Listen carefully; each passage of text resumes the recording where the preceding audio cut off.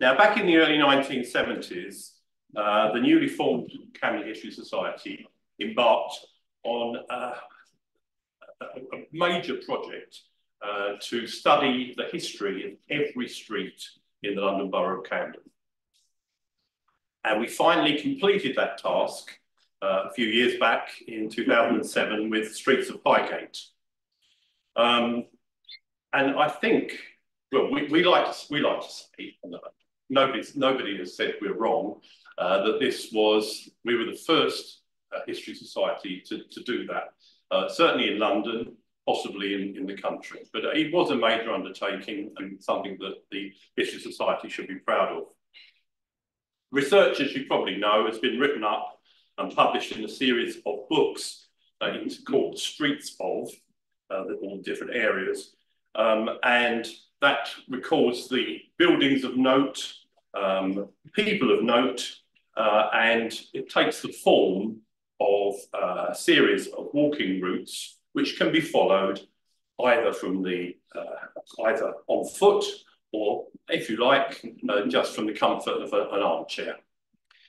The first edition of Streets of Camden Town was published 20 years ago. Now, that's a long time in London terms, so a lot can happen. And we've revised it for that reason, but mainly because there's an absolute plethora of new information that's become available online, and we needed to reflect that in this revised volume. And that's why the book is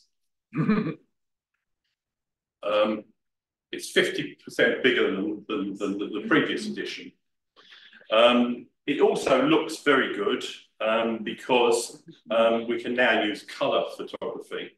And I'd like to thank Eve Barker, who's been our designer for the last few volumes, and also Steve Job. And he used street maps. I'll just show you. I hope this works. Yeah, there we go. And this is a map which is in the book showing the various routes. So we've got 8 routes in the book, and the boundaries that we've used are hopefully fairly straightforward. Okay, so on the west, fairly straightforward. There is the line going down into Euston. On the south, we've got Crowndale Road, and on the east, we have St Pancras Way, and then Agar Grove and York Way, so that we take in the whole of Camden New Town. Now, the difficulty, well, it's not difficulty, it's a bone of contention where Camden Town ends on the north and Kentish Town begins. For the first edition, we plumped for the north as the North London line, as was the overground line here, and then Camden Road. But after some very not a heated discussion, we won't call it a heated discussion, amongst the team, we plumped for including Jeffrey Street and Ivor Street, this little area here in this book, which had previously been covered in Streets of Kentish Town, because this was really the earliest development on the Camden estate, and we felt that should go in. So that's why that looks like that.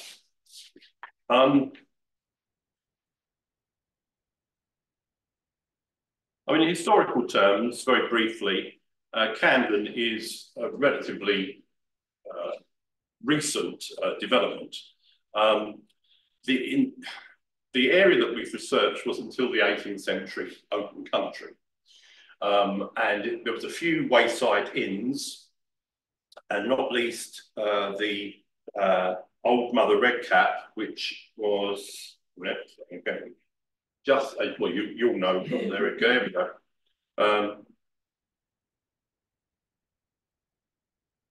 Right, Mother Redcap by the station there. So this is the original route going up from Tottenham Court up through Camden, what became Camden High Street, and continuing up to Hampstead.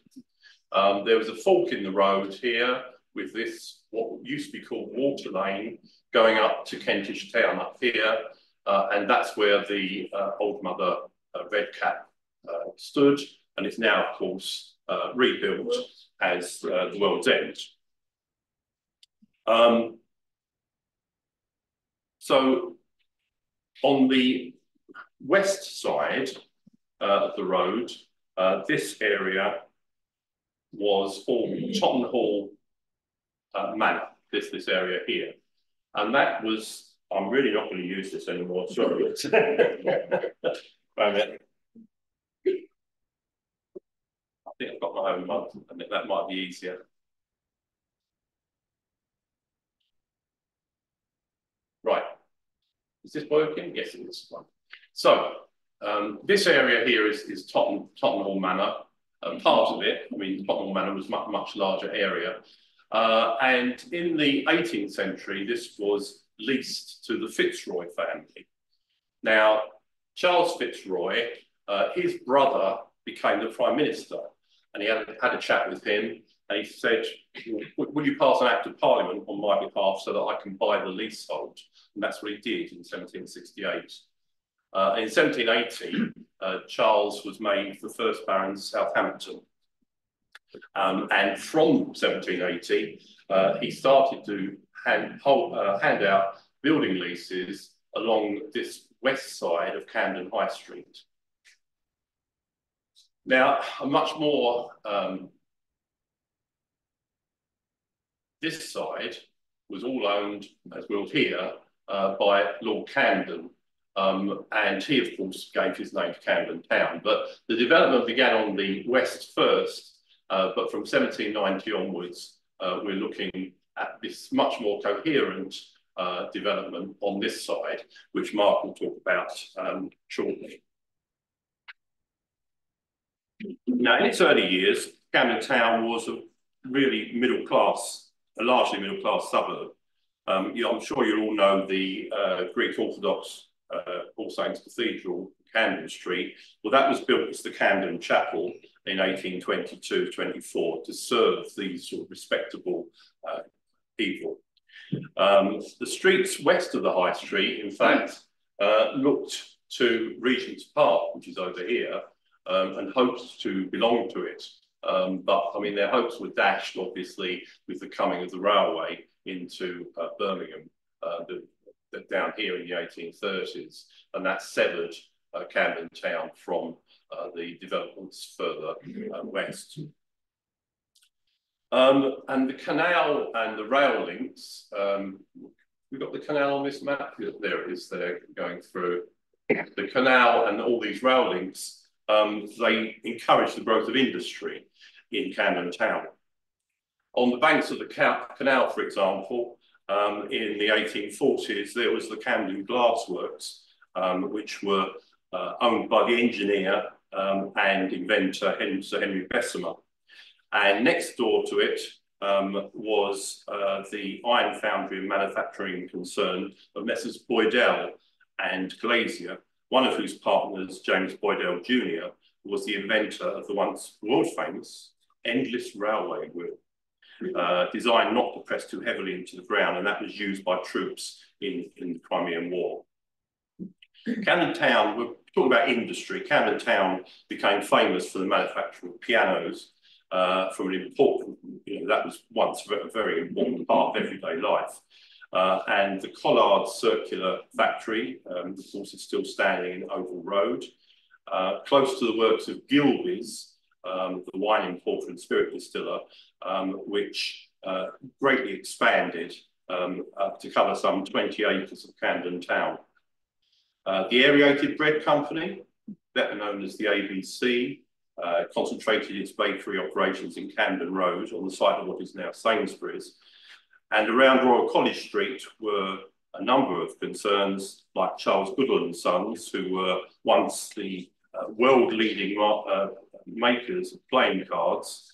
And from the 1890s, the mineral water manufacturers Idris, however you, I think Idris, I think most people refer to. By the later 19th century, Camden Town was fully built up, and the population was, rapidly increasing. Its high street was lined with shops, and there were many in the back streets as well. The shops included the family-run department store Bowman's, which boasted it could supply every household requisite. And there were pubs in abundance, and the high street was also home to the famous Bedford Theatre. And you've seen it before, but you're going to see it now. There it is. So this is a postcard of 1904. The Bedford was rebuilt in this fashion in 1899 in front of the hall, which lay behind, and the old Bedford was further back along Arlington Street. Obviously, very famous people were there: Charlie Chaplin, Gracie Fields, among others later. But Camden Town itself had definitely become poorer and more overcrowded, as Booth's poverty maps reveal. So this is 1904, but I'm afraid you're going to have to read the book to learn more about development of Camden Town after that. But now I want to concentrate on two aspects which are new, really quite new to the book. The first is art. We've identified over 100 painters, sculptors and engravers who lived or worked in Camden Town. And I think that needs to be stressed. We described the several sets of artist studios, which were built there. And of course, you've all heard of the Camden Town Group. That was a name chosen by Walter Sickert in 1911 for the artists working and exhibiting together in a distinctive impressionist style. The name was meant to annoy Academy conservatives with the area's seeming unsuitability for an art movement. Sickert's paintings of the old Bedford Music Hall, which the Bedford Theatre, as I say, replaced, let us see some real local people enjoying themselves. The views of the area by another member of the group. This is by Spencer Gore, who also lived, like Sickert, in Mornington Crescent. It captures life at a sort of particular moment in time. This is actually the view from Hampstead Road Bridge, and you're looking at those industrial buildings that I've mentioned earlier. So this was taken over by the Camden Brewery and subsequently became TBAM. So you've got, you're looking up the canal sort of eastwards, and all this area here is now very modern and shiny on the left-hand side there.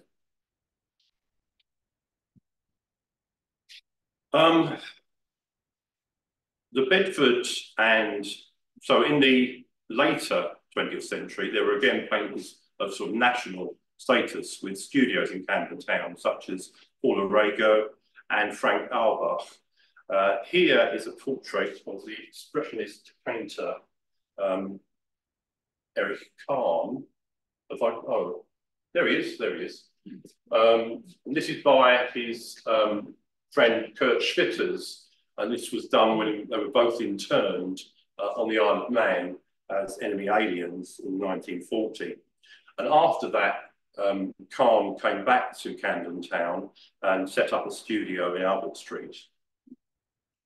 The Bedford and several very early cinemas provided the area with many entertainment, a very lively entertainment scene in Edwardian times.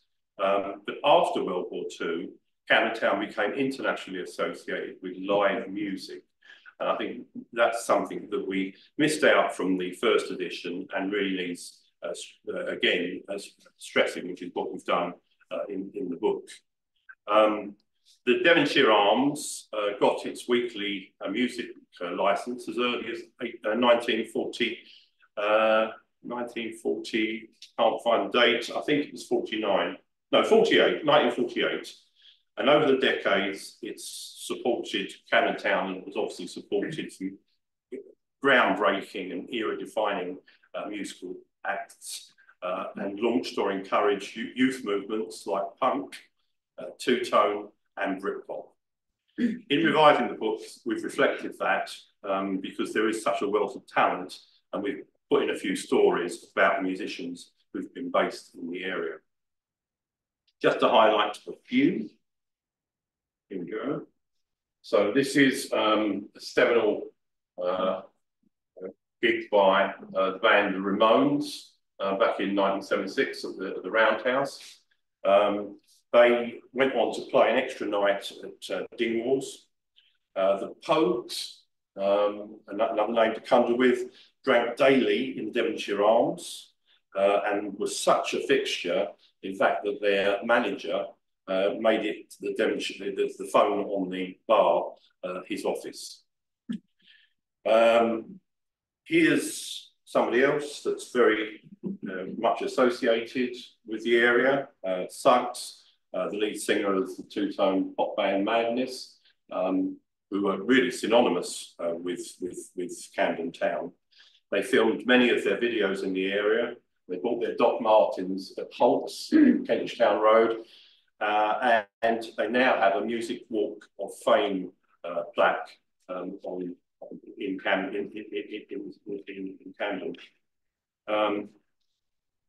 So does this artist, who's no surprise to anybody, Amy Winehouse, and she wasn't famous when the first edition was published, but we now we note her various residences in Camden Town, and we also obviously her posthumous statue in Camden Market, where she once worked.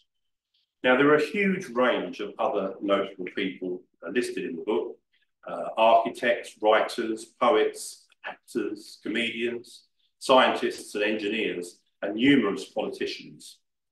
The film pioneer Cecil Hepworth lived in Camden Town, as did the bare-knuckle fighter Tom Sayers, even a suspected pirate, Aaron Smith.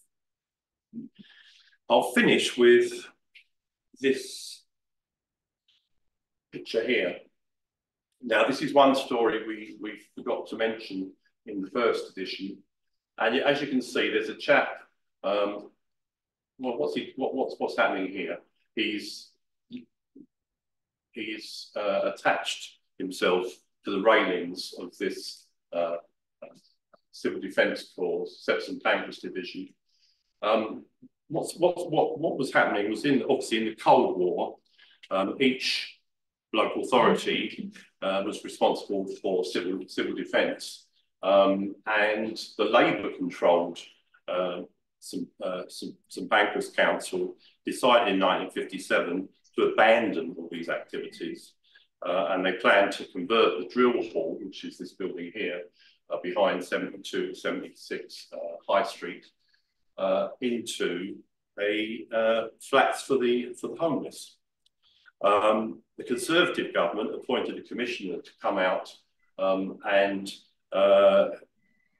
enforce the council's legal obligations, and all the bills would have to be paid by St Pancras Council. When the commissioner arrived, this was the scene that presented itself to him.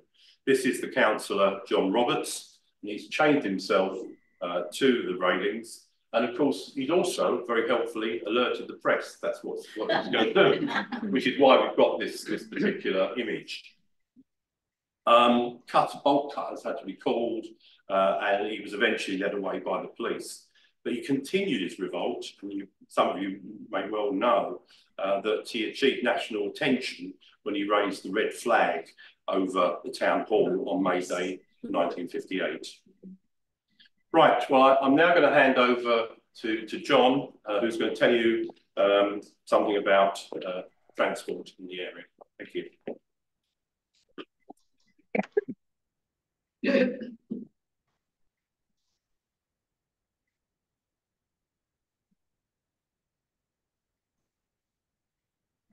So thank you, Steve. Let's move forward. As Steve has already begun to explain, transport and transport-related industries have been absolutely crucial in the growth of Camden Town. First the roads, then the canal, and then the railways. Possibly the only mode of transport which isn't relevant is air travel. This is an aerial photo of the Hampstead Road lock area from 1952. So it's well before the tourists arrived, because today this is now the centre of Camden Market. And it just shows us those three modes of transport brought close together. Across the centre there, we have the Hampstead Road, one of the main roads, which is Camden High Street on the right and Chalk Farm Road on the left. Coming up the diagonal, Regent's Canal, and across the other diagonal, the original route of the North London line. Still used for freight, not often used for passenger services, and it's running there on viaduct. So if we start with the roads, starting date order, this is Thompson's map of 1804. I've rotated it round so as north is at the top. And what we can see are the two main routes through the area. We have Grazing Road, which today is St Pancras Way, which runs from the northwest corner of the city up to Kentish Town. On the other side, we have the Hampstead Road, leading from the West End to Camden Town, where it forks. One branch going off to Kentish Town, the other branch going off up to Hampstead. And the other noticeable thing, I think, on this map is most of its fields. I mean, this is really before any kind of serious development. Hampstead Road was a turnpike from the 18th century, and the local studies collection here has a very nice photo of the toll booth, which used to stand at the bottom of Camden High Street, roughly where the Cobden statue stands today. I think this photo is probably around 1860, so it's just a few years before the gates were removed. Once the road was open, it wasn't long before tram lines were laid up the road, and we had horse-drawn trams running from Tottenham Court Road up Camden High Street. But they didn't get any further than the Adelaide Tavern at Chalk Farm. The Hampstead Vestry very successfully opposed trams running up Haverstock Hill. It was an inexpensive mode of transport. It was popular with a lower class of person, not the sort of person that the Vestry wanted to see in Hampstead. Photo a little later, I think this is from the 1930s. Horse trams, of course, were succeeded by electric trams, trolley buses, motor buses, horse and cart by motor vehicles, motor cars, electric scooters.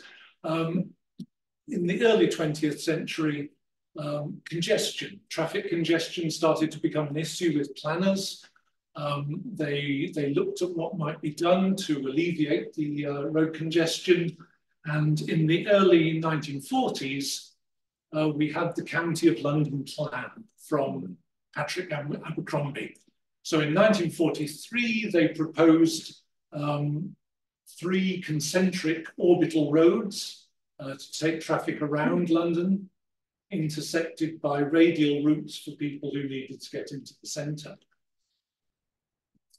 This plan was worked on, modified over the next 20 years, until by the early 60s, it had morphed into the infamous motorway box. This proposed a similar pattern of roads, one of which, the North Cross route, would plough through our study area as a motorway on stilts, and that's what we see going across the top here, with an interchange to the Camden Town bypass, which would snake down along Oval Road duck under Parkway, and then demolish what's left of Mornington Terrace. So just to orient you, if it's not clear, the D shape here, that's Gloucester Crescent and Regent's Park Terrace, Parkway running off there, and Regent's Park at the bottom.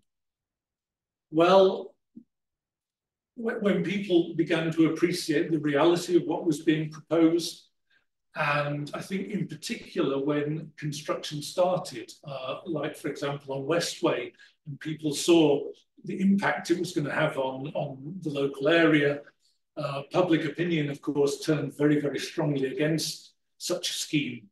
And a few years later, the GLC abandoned it. I imagine cost was also a consideration, but it was a deeply unpopular proposal.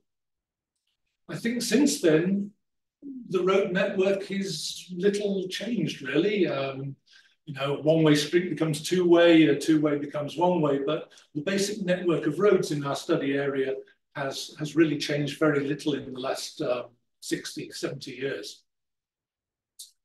So let's move on to water. No prizes for recognizing where this photo was taken. We're back at Hampstead Road Lock, where Camden Market is. And of course, to a lot of visitors, a lot of tourists, Camden Market is Camden. This is the place they all flock to for some reason. But of course, the canal was not built as a tourist attraction. It was the cutting edge means of moving heavy goods around. The Regent's Canal was built kind of late in the canal era. It was between 1812 and 1820 as the final link in the chain of canals from the industrial Midlands down to the Thames. So it runs from Little Venice in Maida Vale down to Limehouse Docks on the Thames. And where it passes through Camden Town, it twists and turns. And the reason for this is simply to try and cross the major roads at right angles so as to minimize the extent of bridges that are required. This is the 1870 Ordnance Survey map, which gives us a good overview of all the different transport routes. Over to the right, we've got the St Pancras goods yard, but that's outside our area. That's to the east of our area. So if you want to read more about that, you need the streets of St Pancras. To the top left, we have the Camden goods yard, which is very much within our area, and running across between the two, we have the North London line, the original route here, and then the current passenger route, which curves off up through Kentish Town and Hampstead. Most importantly, down here, as Steve has already mentioned, we have the main West Coast line into Euston. Originally built as the London Birmingham, by the time of this map, it was the London and North Western Railway, the LNWR. Built in the 1830s, the construction was captured in some rather beautiful watercolors by John Cook Bourne. This one is looking northwards where the cutting crosses Parkway. So Parkway is where the bridge is, and we're looking northwards.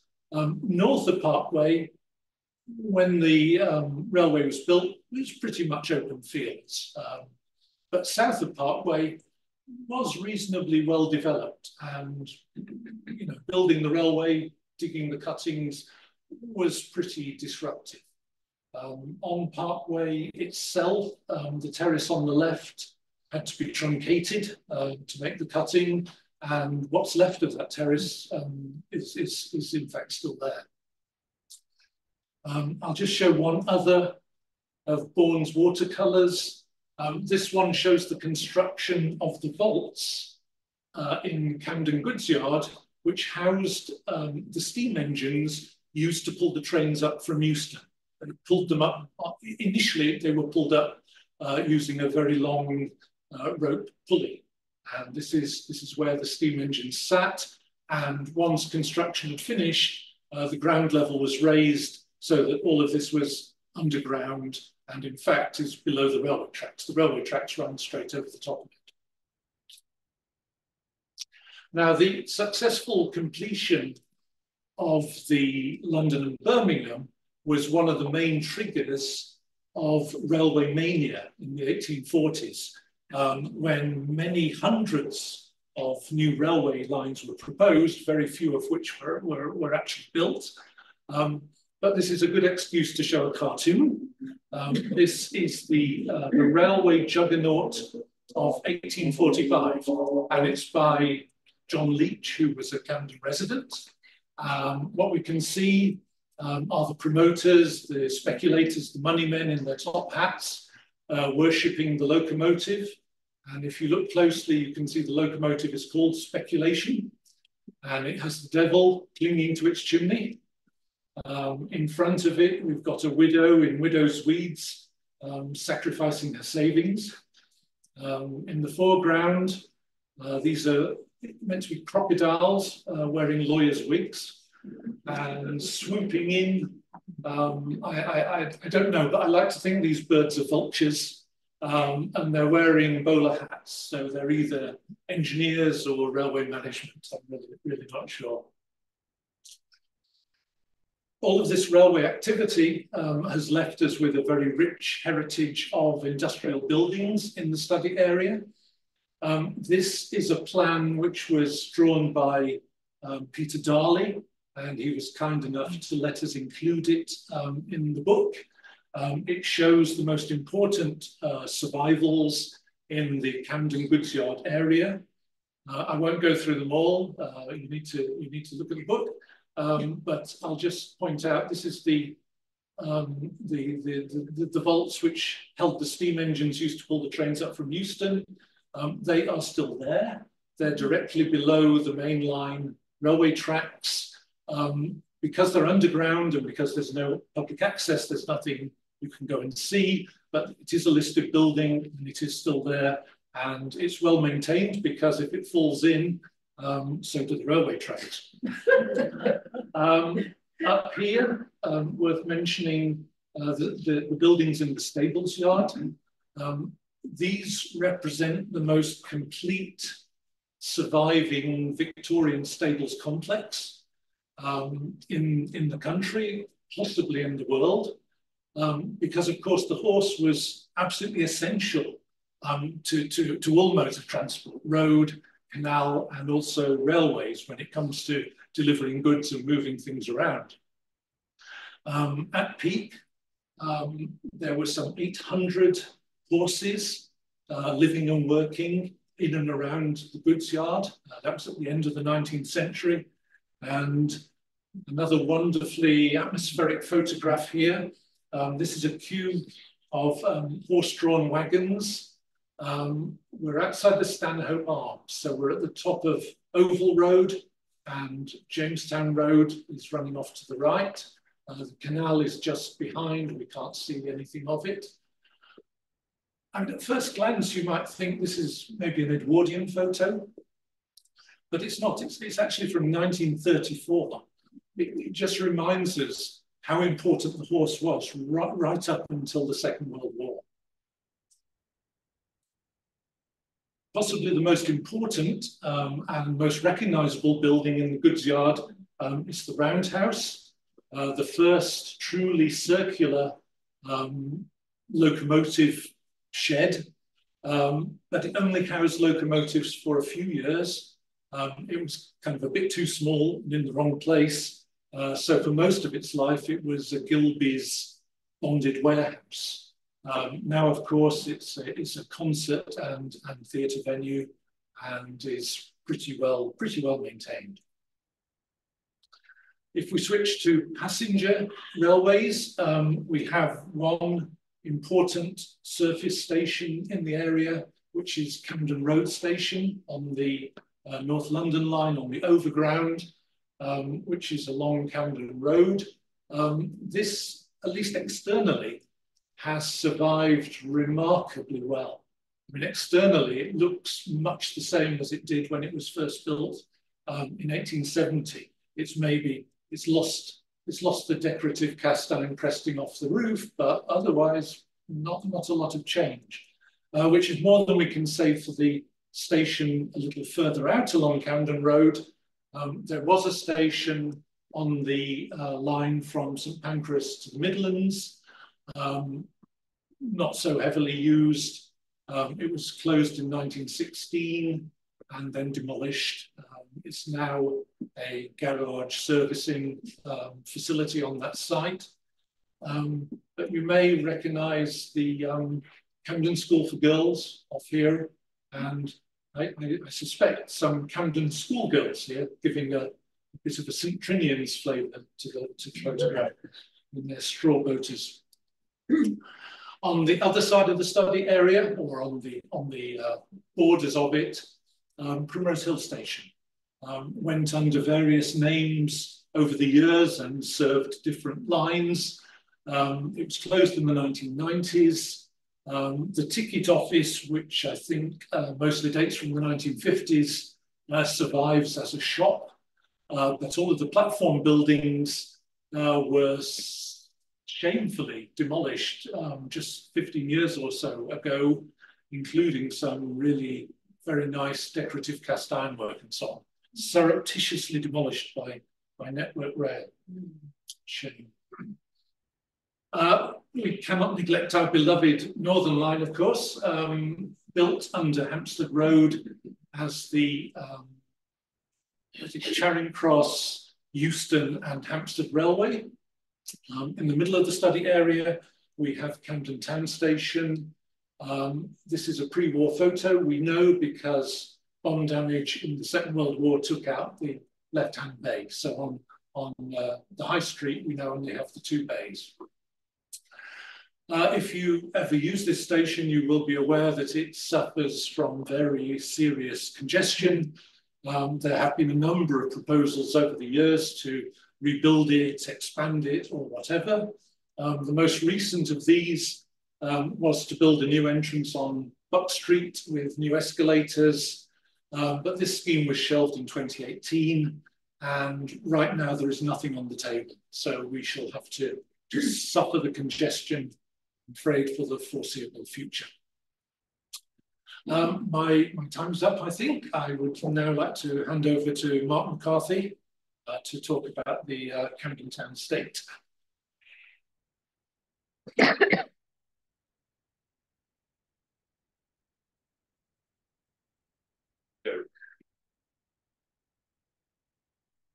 Yes, I'll make as much necessary. Hello.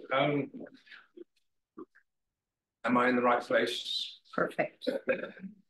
I'm going to play a song at the end, a little bit of Camden music. I want to thank the group for inviting me. I'm a Camden Town resident, as nearly is. And it's been a great pleasure to be part of this group, looking at where I live. I have to press one of these buttons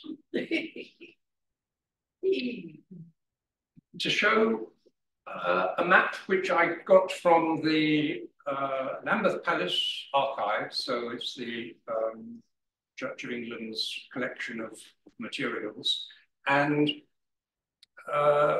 shows what are called just prebends, that is the area that the church tithes go to support canons, in this instance in St Paul's Cathedral. And there were 30 or so, 4 of which were in this part of St Pancras, and in fact reflect manors that existed or more or less recordable in Domesday Book, and certainly by the 17th century were identifiable as 4 prebends, and we've in fact been hearing about them up to this point. Yes.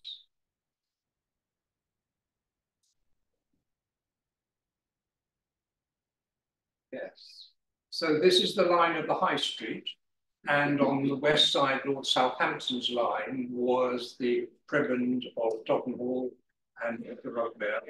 And this one at Cantelows, following this line, all the way up to Mayderne Lane, and then with a loopy line along here, and then some pancras down past the church.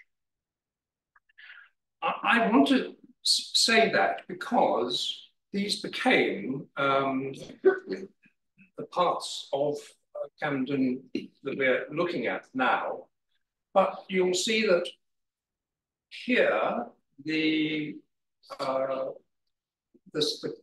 borough line between Marylebone and Camden, borough of Camden, goes through the park. The park was previously Henry VIII's hunting ground, and so it was not underneath the church. And equally, this part of Hawley was separated off. And so we have a two sides effect. Now, of course, we've got the roads going across it, but it does show how the history was there separating in the prebends. In fact, I think there is still a prebend of now called Kentish Town that has a canon's seat in St Paul's Cathedral. You can be shown around and shown to the St Paul's to the Kentish Town seat in St Paul's Cathedral if you go around on the tour.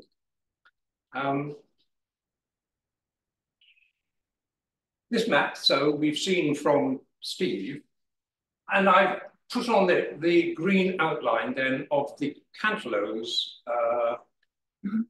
prebend or demesne, and I haven't drawn it very beautifully, but here is where this probably was the site of the manor house for Cantelows, and here you can see the River Fleet flowing through it. And so Cantelows and, as I will tell you, Camden Town is in a valley, and that's why this the railway line goes across and the canal goes across at a relatively high point on the valley between these two sides and the heights. And in fact, if you're at this point on St Pancras Way as it is now, unfortunately, a rather large new building has arisen there. There's a steep slope in the road. It goes down and turns a corner and has a good view, which once upon a time allowed you to look across to London, to central London. So, in fact, this was not the land of Lord Southampton. This land of Lord Camden was defined as it's 220 or so acres in the legislation that passed Camden Road. Now, Camden Road is here. Camden Road and Camden Street retain these very strong Camdenish names. Many of the other streets, Pratt Street, that was Lord Camden's family name, Georgiana, Children, and various other ones, and Rochester, which was the son, the third Lord Camden married into the family of the Bishop of Rochester. And you've got Camden Square here. But what I want to explain is that the extent of Camden itself includes this part and this part and this part, which have got, unfortunately, into the other streets and don't define Camden Town as it was originally defined in the Act of 1824, which set out Camden Road, set out specifically in the Act where Camden Town itself was based on Lord Camden's original ownership. Here we have a little bit of the river, the Fleet, which I showed you flowed all the way down from Kentish Town down to St Pancras. And here's a bit just beside the canal. I wanted to see how it changed, because from 1835 to 1855, it became called Albert Street. It got put into a tunnel, and across it was built Albert Street. And then we later find in 1875, with various bits of renaming in London, it became Lime Street. Unexplained name, not a Camden name, obviously. In my opinion, it is because I found it, whether we believe it or not, it's this church, which is a St Pancras church, and is in fact to be found in Lyme Regis in the estate. It's called, I think, Lyme Street, because there's a St Pancras church in Lyme Regis. Now, that's quite a long step for the namers to choose, but somebody's aunt must have lived down in Lyme Regis. They thought, well, St Pancras, it's probably Lord Caversham's specialist knowledge, and that may be the reason.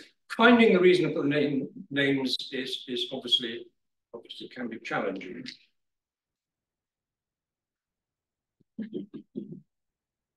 A couple of people to be mentioned out of the, as Steve has said, the innumerable interesting and worthy people that were to be found in Camden town. Miss Buss, Frances Buss, was the headmistress of the London Collegiate School for Ladies. The London Collegiate School for Boys had been opened just on the High Street, and shortly afterwards, almost in the same year, she and her mother, who had set up a school originally in Kentish Town, and her father, who was an artist and taught art in the school, established in the lower part of Camden Street, which is now an estate, but was before, excuse me, built with these tall, high quality, grade 1 Georgian buildings. And as you see, a decent established middle class life was there, and a variety of children were attending. And Miss Buss then created Camden School for Girls, the second school of this foundation. People will know that the first school moved out to Prince of Wales Road, to the governess's house there, and later on out to Edgware. And the Camden School for Girls went over to Camden Road, which John has just shown us. But what he showed us was on the wrong side of the Camden Road to be included in this Camden Streets. Unfortunately, it's in that part of Camden. It was a little part of Camden Town by Lord Camden's Camden, but it's in fact going to be covered, or is covered, in the Kentish Town Streets book. We move on to another person, notable, memorable, Tom Sayers, who was a prize fighter, a street fighter. He lived, I'll start this again. He died in a high street of Camden Town, near to where Hampstead Road goes over the canal. But actually, he lived in Camden Town for at least 15 years. We've confined him in the census as in 1851 in Bayham Street, in a place which now is knocked down and has office buildings in it. And in 1861, in Camden Street, again, as we knocked down, has become the Kilnock Estate. But I found from the census this really fun fact that they called him, the recorder in the census said, pugilist, champion of England, and 3 exclamation marks. He was really proud to make that record of this local man's importance. And I also found it, you might like to read, those of you who can read his handwriting and his spelling. This is his letter to John C. Heenan, an American visiting pugilist.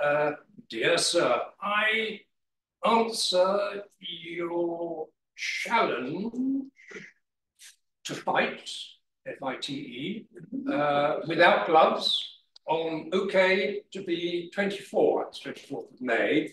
Yours truly, kindly, something like that, Thomas Sayers. Stakes, S-T-A-I-K-S, stakes £500 a side. So he was up for the match, and it lasted more than 2 hours, went to 37 rounds, held out in the countryside. They put on special trains to go to it, and a lot of money was made by the bookies because it was a draw.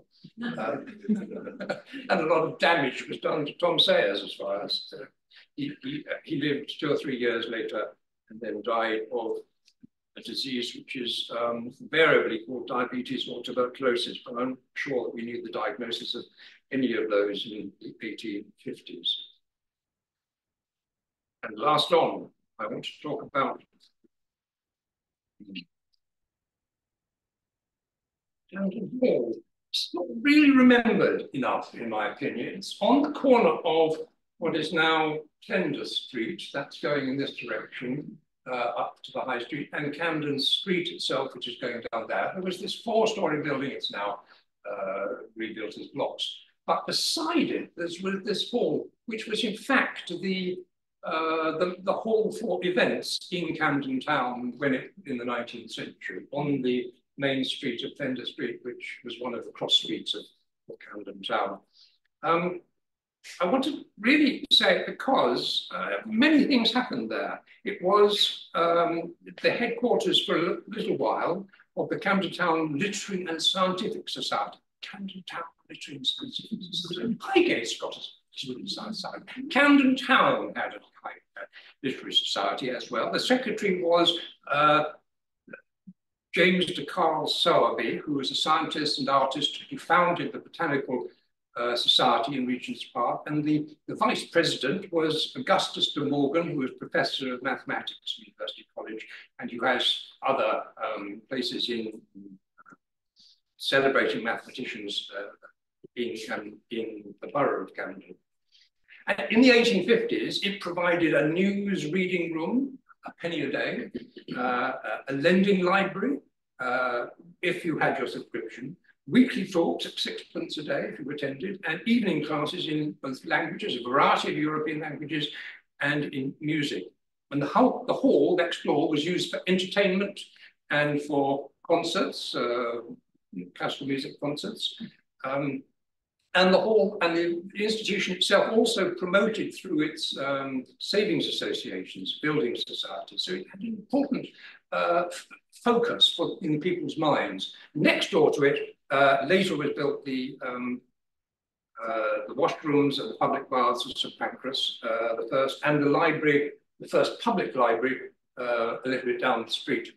But also it's named Camden Hall for a period in the vicissitudes of St Pancras politics. For about 18 months, a middle-class group calling themselves the Camden Hall, becoming known as the Camden Hall group of Camden Hall politicians, were able to get a majority of votes and ousting the shopkeepers and publicans who were otherwise the rowdy members of St Pancras. I quote an important historian who's explaining all this in detail, Shepherd, and the Camden Hall group were the middle class balancing factors. They didn't, however, prove to be very good politicians and were shortly kicked out in new elections. But Camden Hall has an important place in history. And in fact, we can think of it as a predecessor of the Working Man's Club, which is was on Crowndale Road, was rebuilt there in 1904. And in that sort of literary scientific society idea, then it's probably a predecessor of Camden History Society, Camden Town's aspect of it. Just to celebrate at the end, I wanted to play a short song, which I found in the British Library, the sheet music, and that's the picture of it. And you can see just on the left-hand side, that's the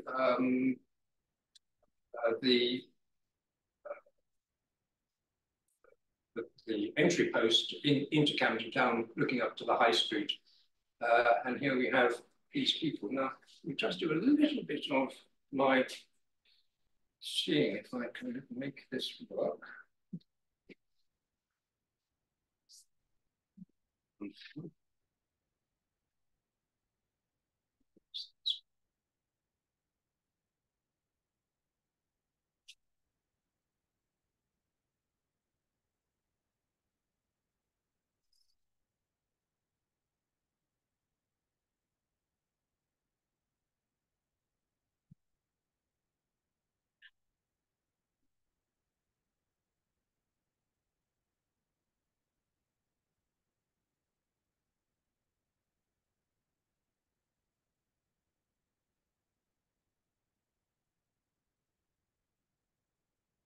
Morning, I went out and looked where to go. The idea flashed across my mind, the railway station, so I went and took a ticket down. In the same compartment was a nice young girl who was going to Camden Town. She was such a nice young girl, get up and have a shower. She wore high heels and a piece of gown. My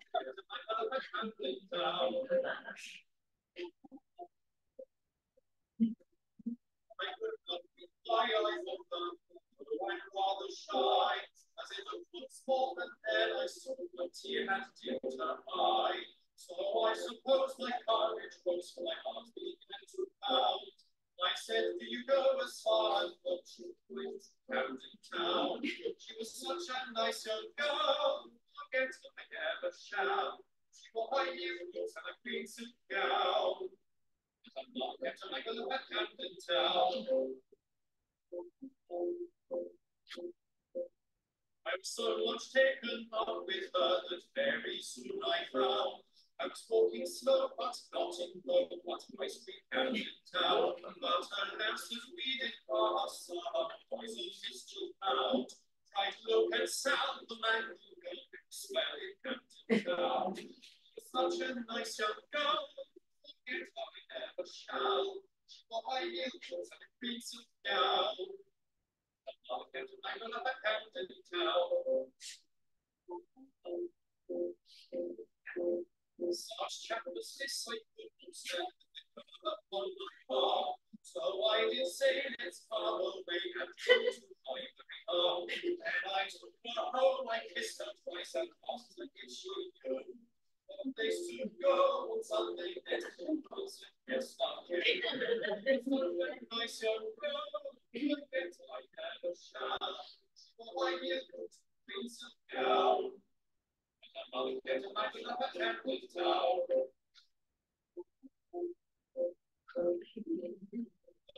Goodbye and Sunday daylight was a suit quite new. And at 9 o'clock we made a start and steamboat out of view. When we got there, a dummy I stood and said, what shall we do? So after some talk in the field, we began to fill and cool.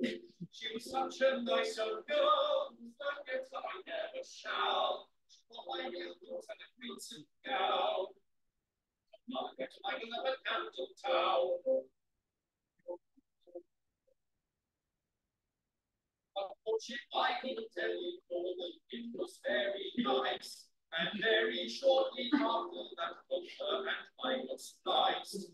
It is now some months since that took place, so I don't mind telling you. I've got another charming girl on this contract in blue. So this nice young girl for mine, you see I made her wise. And I put another step and on brow. She there was the angle of a Camden Town. So this nice young girl for life, you see I made her wise. And I almost said that in your brow. There was the angle of a Camden Town. Thank you.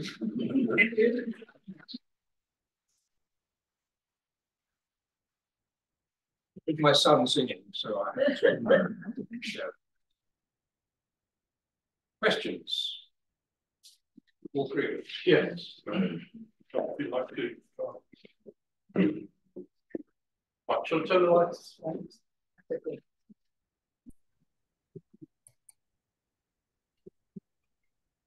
Okay, we'll throw it open to the floor.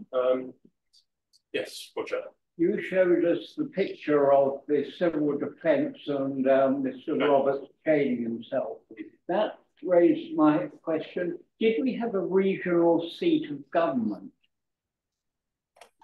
I can't think of any sort of highly secret building unless it's the Territorial Army place near the Brunswick Centre. Well, the short answer is I don't know the answer. We ought to ask our member Robin Wolven. Yes, he would know, yes. So the Camden Town Station, there are many tunnels that go quite deep. Yes, they were, yes. I mean, there's, that was built for during the Second World War, of course. Could well have used them. I don't know. I'll have to explore that. Yes, sorry. Yes, the item about sale of Weisswasser, and where it said, and I answer your proposal,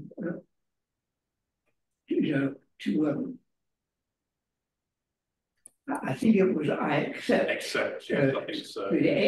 Spelled AKSEP. Yes, that's right. Looks like it to me. My misreading, I apologise.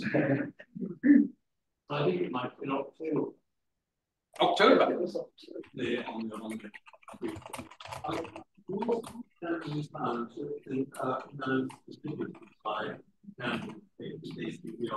now founding Camden. Now, what's the earliest mention of Camden? 1790 in the Times. Sorry, so the question, yeah. The question was, what was the earliest mention of Camden Town? Is that right? Yeah. Yes. The answer is 1790 in the Times. The Times said we are going that there will be 400 houses built.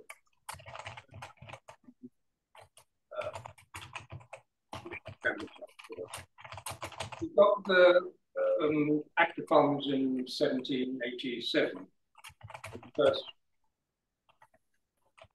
lease was in 1789, yes.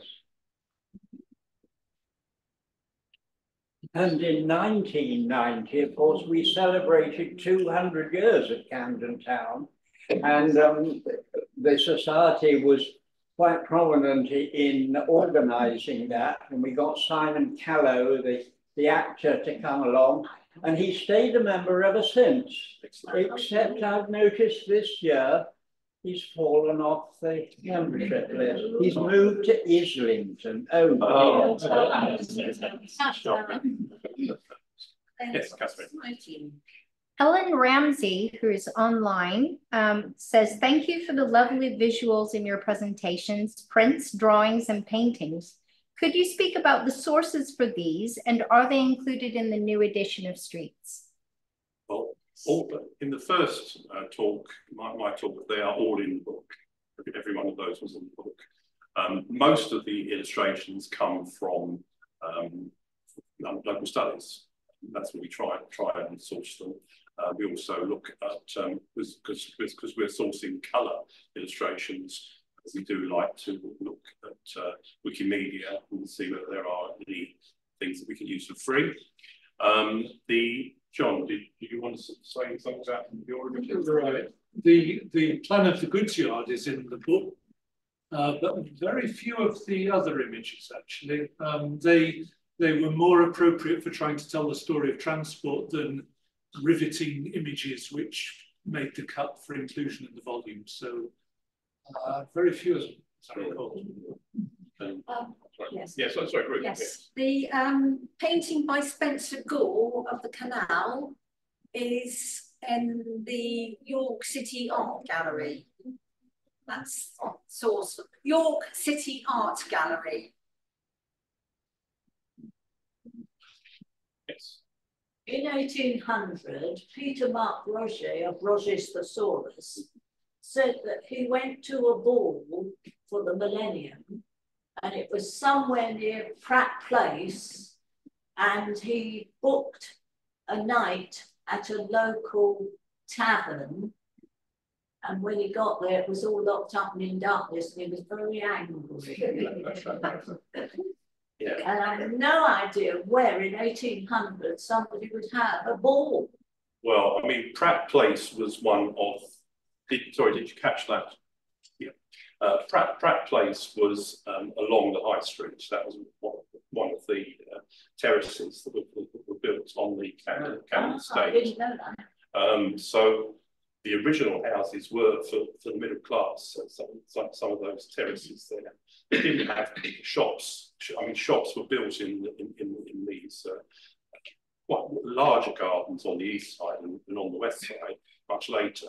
So it could have been any one of those houses along there. Have to be big. Yeah, yeah. Jerry Harrison online says that although this was not the regional seat of government, there was a secret deep shelter in Kentish Town on the corner of Gordon House Road. There's a council block here. Underneath was built a deep shelter. The entrance is still there in Gordon House Road.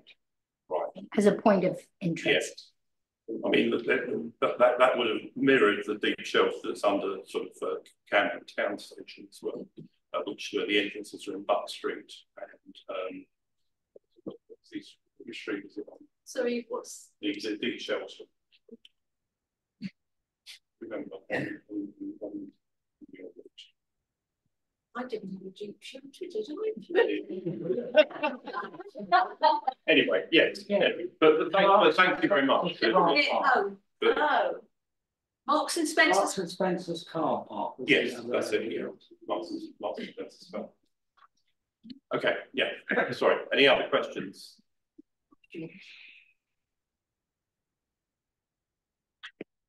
No. Well, thank you very much for your attention. I hope it's been interesting. I just needs to say the next meeting.